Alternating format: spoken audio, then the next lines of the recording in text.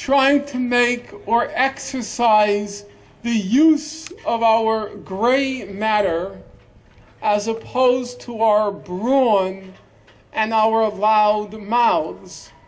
And so let's try to have a serious discussion, giving the right of first response to those who see themselves as dissenters. So this gentleman sitting up front first, if you don't mind to stand so people in the back can hear you. Yes, sir. This week, about 40 Jewish professors here at UCI. I think what we're going to do is, let me make a recommendation. How about if you form a line here, and then I can just give you the microphone, and we can go back and forth. Go ahead. Yeah, go ahead, sir. You can use my microphone, and then we could share.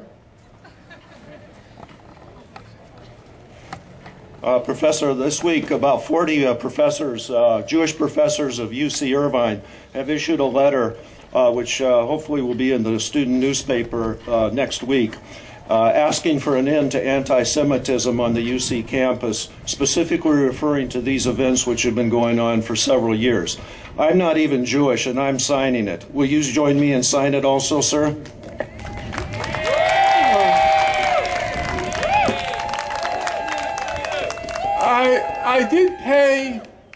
I did pay close attention to the introductory remarks of the person who opened the program, and he was very clear in which he said that the organization which sponsored me opposes all forms of bigotry, racism, and so forth, and he was very explicit, including Jews.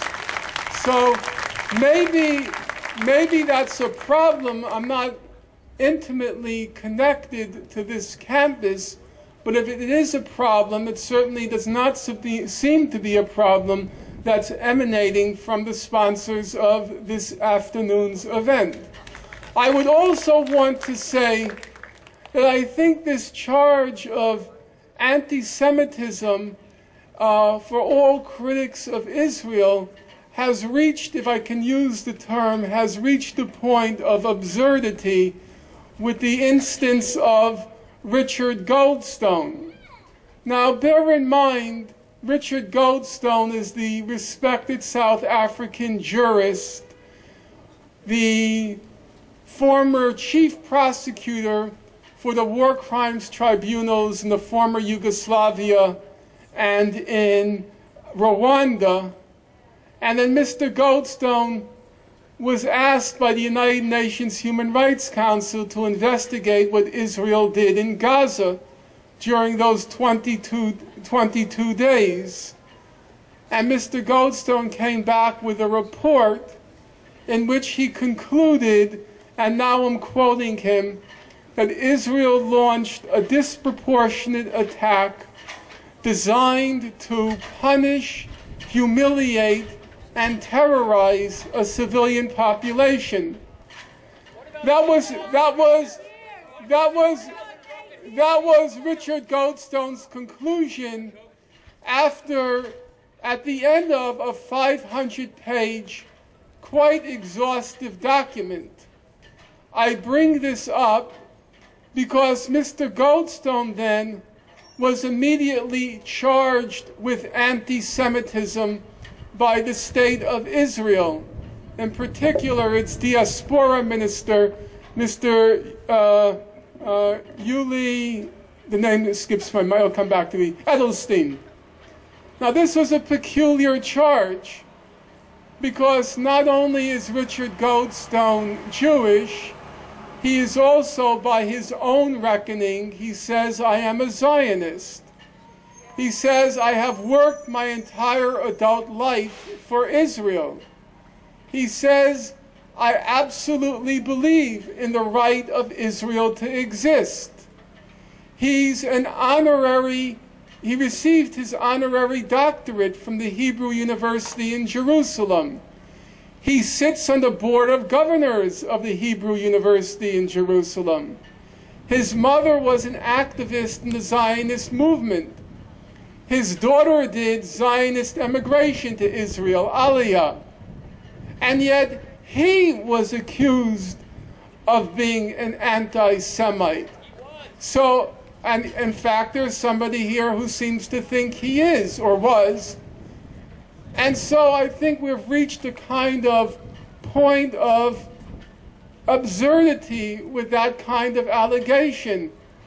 If Mr. Goldstone is an anti-Semite, then I frankly don't know what's left.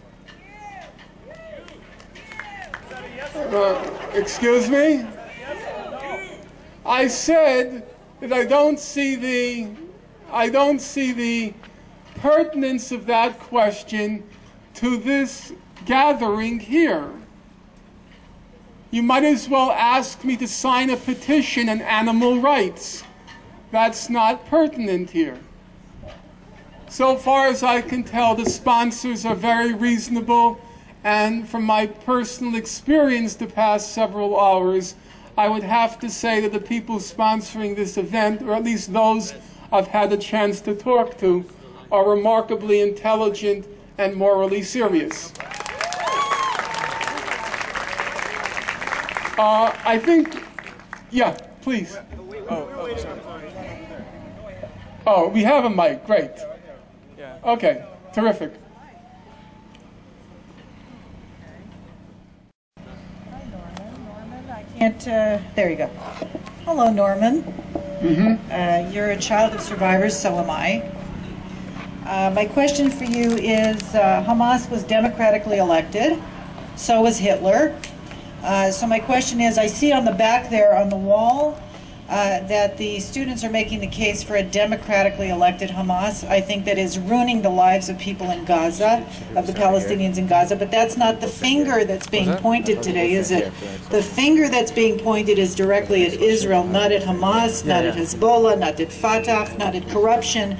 Can you please address for us, if at all, terrorism and what impact that has had on the Middle East peace process?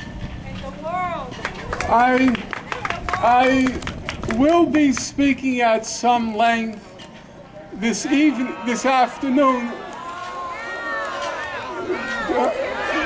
Folks, if you would allow me to finish my statement, you may discover that I will respond now. I said I will be discussing that question at some length this evening, so I have to be careful about repeating myself for those who will attend the event. So let me try briefly to address the question. The question was, will I speak on the question of terrorism? In fact, if you listen closely to my remarks, I already did speak to the question of terrorism. I quoted the Goldstone report as saying that Israel launched a disproportionate attack designed to punish, humiliate, and terrorize the civilian population in Gaza.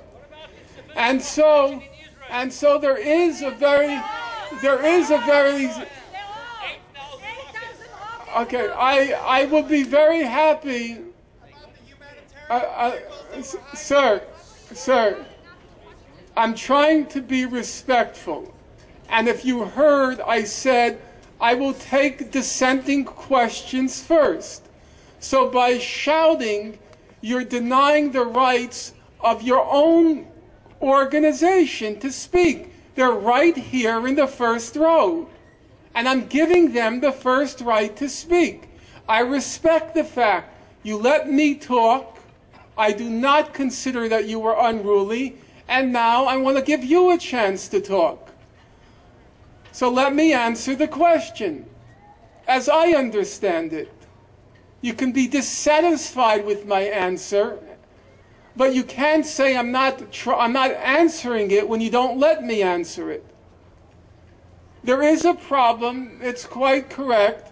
There is a significant problem of terrorism in the Middle East. So let's take the case of what happened in Gaza during what Amnesty International called the 22 days of death and destruction in Gaza. In those 22 days, 1,400 Palestinians were